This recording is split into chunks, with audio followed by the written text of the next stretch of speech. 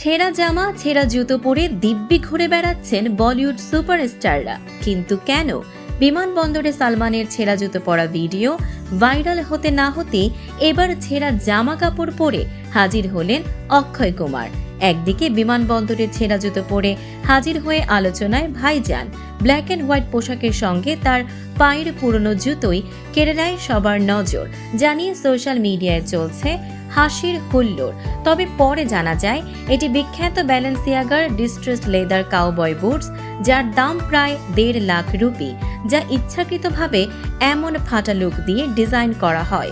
অন্যদিকে আসন্ন সিনেমা ভূত বাংলার প্রচারে একেবারে ছেঁড়া ফাটা পোশাকে হাজির হন অক্ষয় কুমার।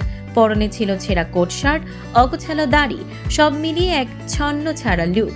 প্রথমে অবাক হলেও পরে অক্ষয় নিজেই জানান, ছবির হরর কমেডি থিমের সঙ্গে মিল রেখেই এই সাজ। মজার ছলে তিনি বলেন, ভূতেরাই আমাকে সাজিয়েছে, আর তাতেই হাসির রোল পড়ে যায় পুরো আয়োজনে। এই দুই তারকার উপস্থিতি যেন একটাই বার্তা দিচ্ছে, ফ্যাশন এখন আর শুধু চকচকে নয়, বরং র আর অগোছালো লুকই হয়ে উঠছে স্টাইল স্টেটমেন্ট।